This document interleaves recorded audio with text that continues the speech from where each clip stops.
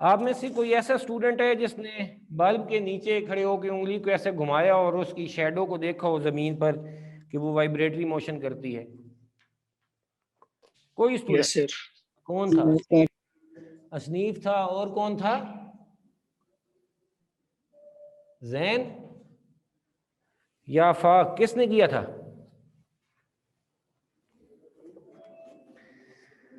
दूसरा स्टूडेंट कौन था? मैं था सर। नाम बोले ना। फरहान। शाबाश, गुड। मैंने लेक्चर जो था वो शेयर भी कर दिया आप लोगों के साथ ना। Yes sir. अब जिनका वो कल वाला लेक्चर मिस हुआ है वो प्लीज थोड़ा सा उसको जरूर देखिएगा ताकि आप लोगों को आज वाली बातें भी समझ आ जाएं। ठीक है, फिर उसको देख के तो फिर इस तरफ आएंगे या ये वाला लेक्चर अपने जहन में रिवाइज करेंगे तो आपके लिए आसानी हो जाएगी पूरी बात को समझना। तो आप यस सर। हमने क्या देखा था मेरे प्यारों? इधर देखो,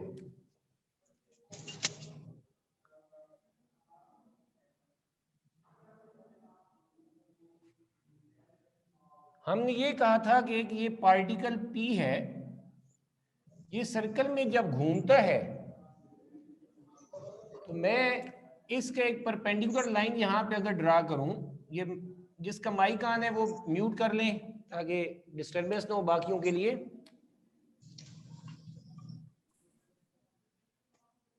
थैंक यू। ये P जो है ये ऐसे सर्कल में मूव करता है,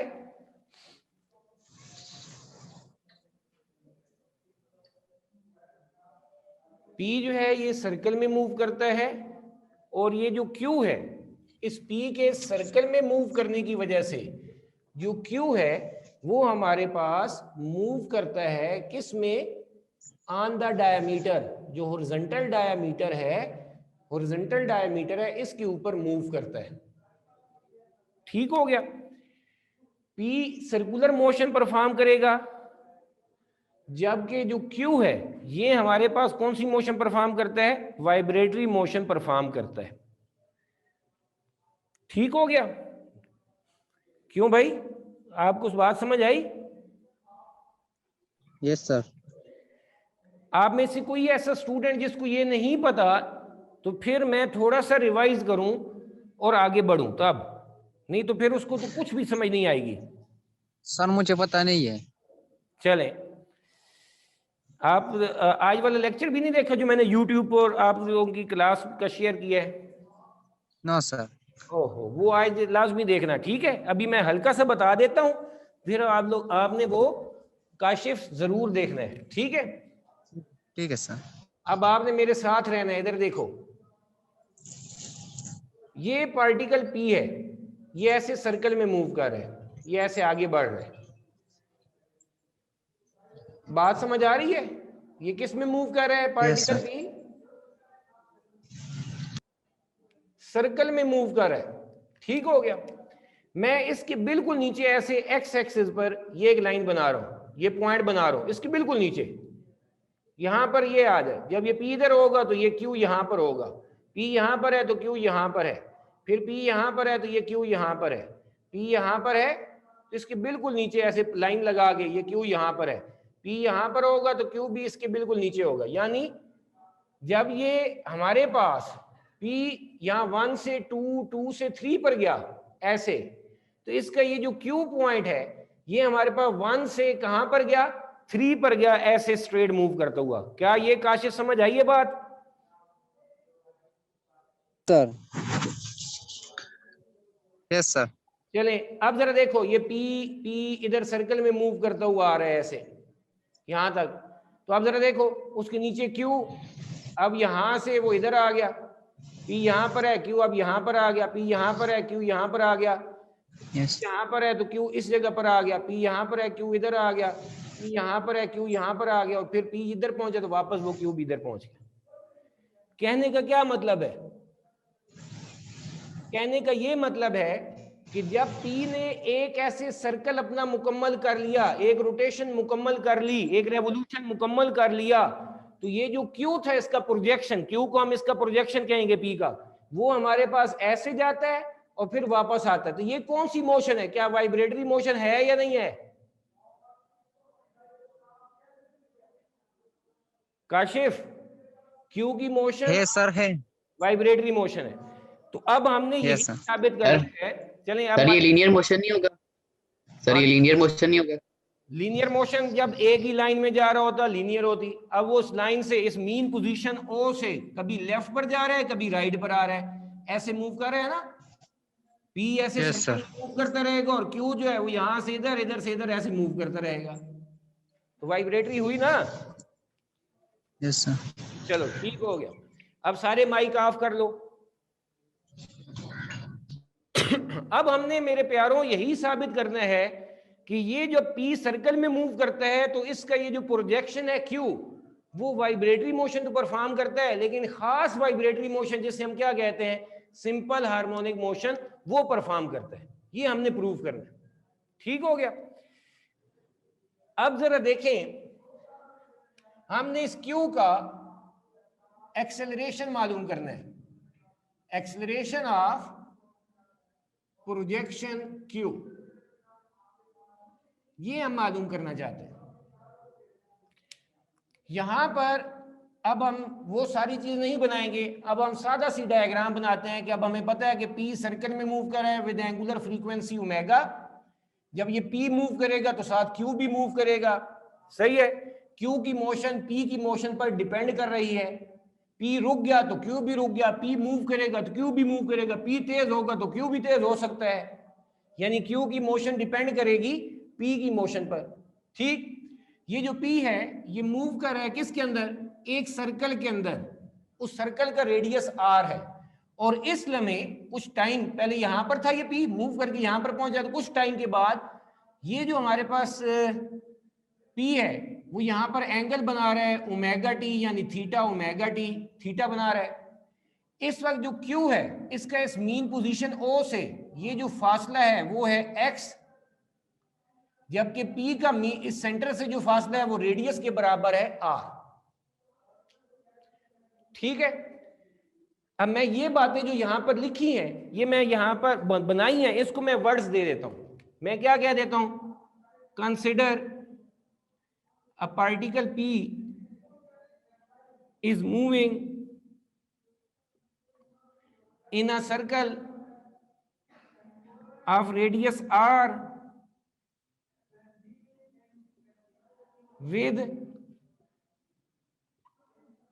angular frequency omega as shown.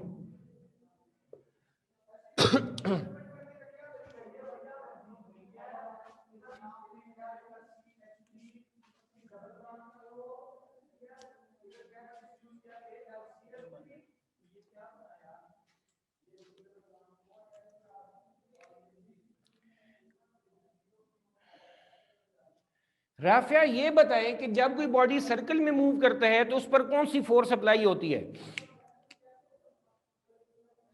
Centripetal force. शाबाश। जब ये पार्टिकल पी अब सर्कल में मूव कर रहा है, जब ये पार्टिकल पी सर्कल में मूव कर रहा है तो अभी मैंने इसके अंदर ये डिस्टेंस लिखे हैं कि पी का ओ से जो फासला है डिस्टेंस है वो आर है, जो सर्कल का रेडियस है, और क्यू का ओ से जो फासला है वो एक्स है। अब मैं इसी डायग्राम को एक्सेलरेशन के लिए भी बनाता हूं जैसे कल बनाई थी। आपको पता है ये पी सर्कल में मूव कर रहा है तो इसके अंदर होगा सेंट्रीपिटल एक्सेलरेशन ए सी, और उसको मैं रिप्रेजेंट कर देता हूं किससे, ए पी से। सेंट्रीपिटल इसलिए कहते हैं कि उसकी डायरेक्शन हमेशा सर्कल के सेंटर की तरफ होती है, तो ये सर्कल के सेंटर की तरफ है ए पी। क्लियर होगी बात? अब क्यू जो है मैं ये कह रहा हूं इसके अंदर भी एक्सेलरेशन होगा, और मैं ये कह देता हूं कि क्यू का जो एक्सेलरेशन है वो हमारे पास क्या है, ए है। जब पी के अंदर एक्सेलरेशन है उसकी हमारे पास डायरेक्शन चेंज होने की वजह से हमारे पास क्या होगा, एक्सेलरेशन होगा। तो अभी हमें थोड़ी देर में ये भी पता चल जाएगा कि ये क्यू जब मूव करता है तो इसकी भी वेलोसिटी की ना सिर्फ डायरेक्शन चेंज होती है बल्कि मैग्नीट्यूड भी चेंज होती है। जब वेलोसिटी चेंज होगी तो इसके अंदर क्या होगा, एक्सेलरेशन होगा। तो पहले तो ये है कि पार्टिकल पी जब सर्कल में मूव कर रहा है तो इस पे सेंट्रीपिटल फोर्स लग रही है, इसके अंदर जो एक्सेलरेशन होगा सेंट्रीपिटल होगा, उस ए सी को मैं क्या लिख देता हूं, ए पी लिख देता हूं, ताकि वो पार्टिकल पी के लिए बात फिक्स हो जाए।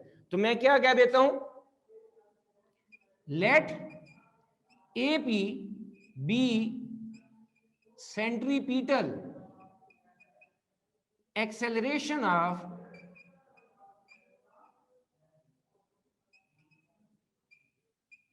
particle P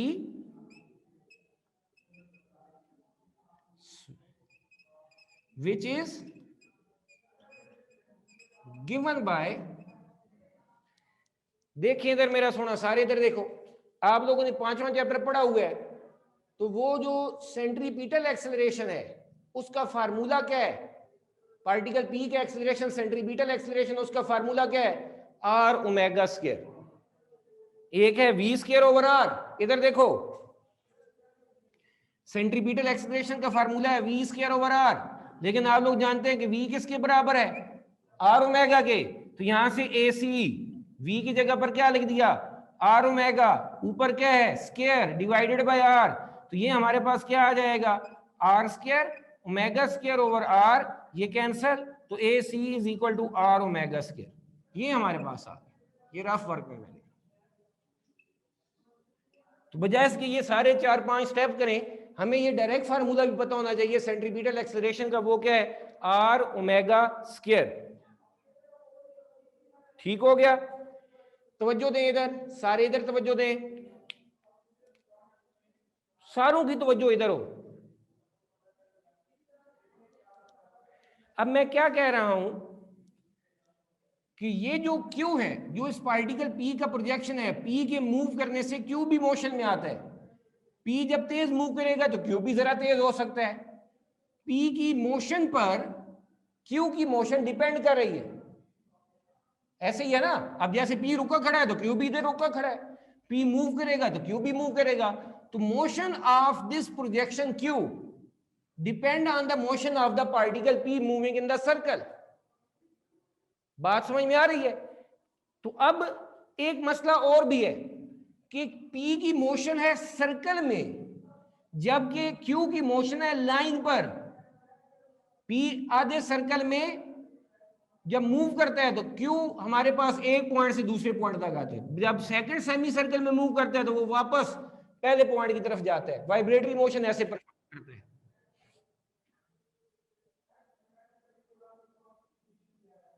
ठीक हो गया। तो अब इसका ये मतलब हो गया, बड़ी अहम बात है, बहुत अहम जुमला है, बहुत अहम जुमला है, वो ये है कि जब ये सेमी सर्कल में मूव करके इधर से इधर तक आता है तो तब भी ये इस लाइन पर है, जब ये अगले आधे सर्कल में मूव करके यहां पर आता है तो फिर वो बैकवर्ड मोशन मूव करता है, लेकिन ऑन द सेम लाइन पर। पी के अंदर दो मोशन है, एक्स एक्सिस पर भी मोशन है और इधर वाई एक्सिस पर ही है, यानी उसकी दो डायमेंशन में मोशन है, जबकि क्यू की एक डायमेंशन में लाइन के ऊपर मोशन है। तो पी की मोशन के दो कंपोनेंट्स हो सकते हैं, एक्स भी हो सकता है और वाई भी हो सकता है, लेकिन क्यू क्योंकि अलोंग एक्स एक्सिस है तो इस पी की मोशन का जो एक्स कंपोनेंट है वही हमारे पास किसकी मोशन होगी, क्यू की मोशन होगी। ये मेरी बात समझ में आ गई। जब बॉडी सर्कल में मूव कर रहा होता है सर्कल में, तो उसके एक्स एक्सिस पे भी मोशन है और वाई एक्सिस पर भी मोशन है, दोनों एक्सिस में। तो अब पी की मोशन पर डिपेंड कर रही है क्यू की मोशन। अब क्यू की मोशन है अलोंग एक्स एक्सिस, पी की मोशन बिल्कुल क्यू की मोशन के बराबर नहीं है, क्योंकि वो लीनियर है, ये एक लाइन पर है, वाइब्रेटरी है, जबकि वो सर्कुलर है, बराबर नहीं है। लेकिन पी की मोशन पर ही डिपेंड कर रही है क्यू की मोशन। तो फिर इस पी के हमने दो कंपोनेंट्स ध्यान में लेकर आए कि उसकी वाई एक्सिस पर भी मोशन है, एक्स एक्सिस पर भी है। तो अब क्यू क्योंकि मूव कर रहे हैं अलोंग द एक्स एक्सिस, इसलिए पी की मोशन पर वो क्यू डिपेंड तो करेगा, लेकिन पी के सिर्फ किस कंपोनेंट पर, एक्स कंपोनेंट पर। यह सबसे मुश्किल बात है। तो अब मैं इस वजह से क्या कह सकता हूं, मैं ये कह देता हूं कि इस क्यू का let A B acceleration of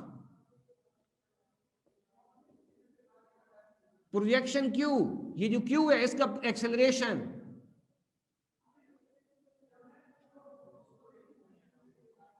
projection Q, then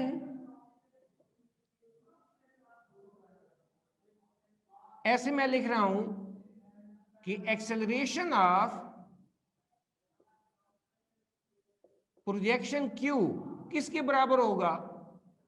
क्या ये मैं लिख सकता हूं एक्सेलरेशन ऑफ ए के बराबर, एक्सेलरेशन ऑफ पार्टिकल पी के बराबर?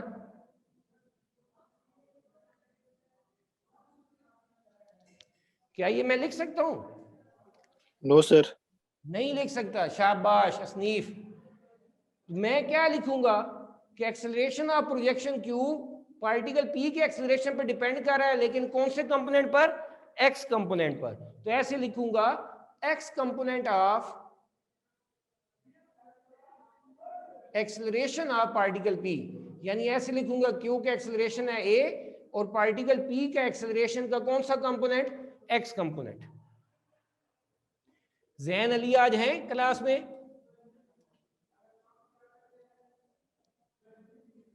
यस सर हूँ। जैन आप ये बताएं, एफ एक्स आप लोगों ने मैट्रिक में पढ़ा है कि एक फोर्स है, उसके दो कंपोनेंट्स हैं, ये एंगल थीटा बना रहा है, एक एक्स कंपोनेंट है, दूसरा वाई कंपोनेंट है। एफ एक्स किसके बराबर होता है? F X F sine theta. नहीं, उलट हो गया। cos theta. थीटा cos और F Y F sine theta. F sine theta. शाबाश। अब मेरा सुना, ये देखो, ये देखो कि ए पी एक्स ये क्या हो जाएगा? ए पी कॉस थीटा के बराबर हो जाएगा। होगा या नहीं होगा? होगा सर। ठीक हो गया जी। अब मेरा सोना जरा ये देखो कि प्रोजेक्शन का एक्सेलरेशन ए पी, उसकी वैल्यू हमने यहां पर बनाई हुई है। ए पी की Yes, जगह sir. मैं क्या लिख दूंगा? R omega square into cos theta लिख सकता हूं। Yes sir. ठीक है, इसे इक्वेशन नंबर 1 कह देते हैं। क्लियर हो गया? Yes sir. चलो भाई, अब जरा देखना है इधर, सारे इधर देखेंगे। ये ट्राइएंगल है ओ क्यू पी, ये एक ट्राइएंगल है। मैं लिखता हूं from triangle O P Q और यहां पर बना भी देता हूं। इधर ओ है, इधर क्यू है, इधर पी है। ओ से क्यू तक ये जो डिस्टेंस है क्यू का वो है एक्स, मीन पोजीशन से क्यू का डिस्टेंस एक्स। ओ से पी तक दिस इज रेडियस आर। अब मैं क्या कह देता हूं, यहां पर एंगल थीटा, तो आप सारे जानते हैं कि एंगल के ऑपोजिट होता है परपेंडिकुलर, 90 डिग्री के ऑपोजिट होता है हाइपोटेन्यूज, और थीटा और 90 डिग्री जिस एक साइड पर होते हैं वो क्या होता है? बेस। तो हमें यहां पर आंसर चाहिए कॉस थीटा का, तो यहां पर मैं क्या कहता हूं? कॉस थीटा होता है बेस ओवर हाइपोटेन्यूज। बेस मेरा सोना किसके बराबर है? एक्स। हाइपोटेन्यूज किसके बराबर है? R cos of theta. तो ये जो वैल्यू है कॉस थीटा की, इसे इक्वेशन नंबर 1 में पुट कर दें। Put this value in equation 1, तो ये क्या आ जाएगा? प्रोजेक्शन क्यू का acceleration A is equal to are omega square into cos theta. Cos theta की वैल्यू क्या है? एक्स ओवर आर, आर से आर कैंसल, तो हमारे पास एक्सेलरेशन ए आ जाएगा ओमेगा स्क्वायर एक्स। ये मेरे प्यारों समझ आ गई? Yes. Yes sir. हाँ जी। अब जरा चलें जी, शाबाश। अब इस चैप्टर हमने जो करना तो कर ली, बल्कि मैं इसे मुकम्मल करता हूं इन वेक्टर फॉर्म। अगर मैं वेक्टर फॉर्म में लिखूं,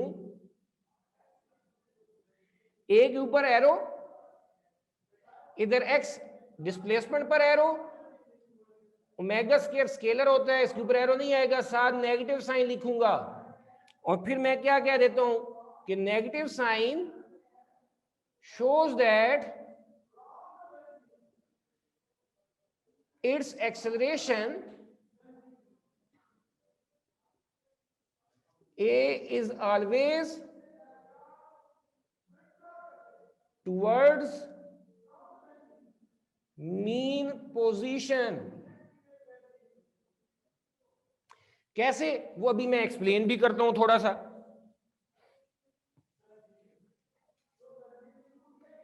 देखो इधर, सारे इधर देखो, मैं इधर रफ वाली साइड पे ही जाता हूं, अल्लाह करे नजर आ जाए आप लोगों को।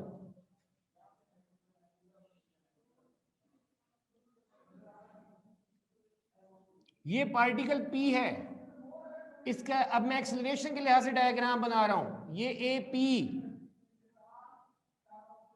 ये एंगल थीटा, थीटा के ऑपोजिट ये AP का Y कंपोनेंट, थीटा और 90 डिग्री जिस एक साइड पर होते हैं, ये AP का X कंपोनेंट। यानी AP को मैंने दो कंपोनेंट्स में रिजॉल्व किया। अब जरा देखो, ये रिजल्टेंट है। हेड टू टेल रूल का पता है ना सबको? हेड टू टेल रूल में क्या करते हैं, पहले वेक्टर के हेड के साथ दूसरे वेक्टर की टेल मिलाते हैं, फिर पहले की टेल से दूसरे के हेड तक रिजल्टेंट होता है। ये फर्स्ट वेक्टर है, ये सेकंड वेक्टर है। रिजल्टेंट कहां से होता है? पहले वेक्टर की टेल से सेकंड वेक्टर के हेड तक। तो रिजल्टेंट के हेड और सेकंड वेक्टर के हेड आपस में ज्वाइन करते हैं। और बात समझ में आ गई ना? तो अब मेरा सोना जरा ये देखो, ये AP के ये दो बच्चे हैं, APX और APY। AP का हेड यहां पर है, ये centripetal acceleration toward centre of the circle. अब ये रिजल्टेंट है, इसके ये दो बच्चे हैं, AP का हेड यहां पर आएगा और इसके रिजल्टेंट के हेड के साथ ये मिलेगा। तो आप जरा देखो, AP जो रिजल्टेंट है उसकी क्या है, पहले वेक्टर की टेल से मिल रहा है और इधर दूसरे वेक्टर के हेड से मिल रहा है। तो यहां से हमें नजर आ रहा है कि APX जो है उसकी डायरेक्शन किसकी तरफ है? O की तरफ है, मीन पोजीशन की तरफ है। तो बात समझ में आ गई कि APX जो है इसकी डायरेक्शन मीन पोजीशन की तरफ है, और APX किसके एक्सेलरेशन है? प्रोजेक्शन Q के एक्सेलरेशन है, जो कौन सी मोशन परफॉर्म करता है? वाइब्रेटरी मोशन परफॉर्म करता है। तो यहां से हमें यह समझ आता है कि ये जो एक्सेलरेशन है प्रोजेक्शन Q का, इसकी डायरेक्शन किस तरफ है? मीन पोजीशन की तरफ है। आप कहीं और एरो बना लो, दोबारा एरो बनाएंगे तो वो क्या होगा? ऐसे होगा। मैं क्या बता रहा था वहां पर कि AP यहां पर है, इसका ये Y कंपोनेंट है और ये इसका X कंपोनेंट है। तो ये पहले वेक्टर के हेड यहां पर आएगा, इसके हेड के साथ ये दूसरे वेक्टर की टेल मिलेगी। तो ये ऊपर APY, ये क्या है? APX। APX की डायरेक्शन किस तरफ आ रही है? मीन पोजीशन की तरफ आ रही है। Q जो ऐसे वाइब्रेट कर रहा है, उसका O मीन पोजीशन है, सर्कल का सेंटर है, लेकिन Q के लिए जो वाइब्रेटरी मोशन परफॉर्म करता है उसके लिए ये क्या है? उसकी मीन पोजीशन है। तो APX की डायरेक्शन किस तरफ है? मीन पोजीशन की तरफ, जो क्या है? जो Q का एक्सेलरेशन है। जो क्या है हमारे पास? Q का एक्सेलरेशन है। तो Q जो वाइब्रेटरी मोशन परफॉर्म कर रहा है उसकी डायरेक्शन किस तरफ है? That is always towards the mean position. ये मेरे ख्याल में आप लोगों को कुछ आइडिया हो गया होगा।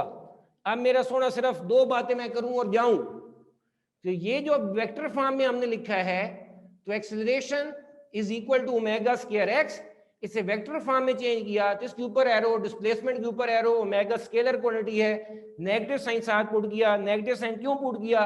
क्योंकि इसकी डायरेक्शन, एक्सेलरेशन की डायरेक्शन हमेशा किस तरफ है? Towards the mean position.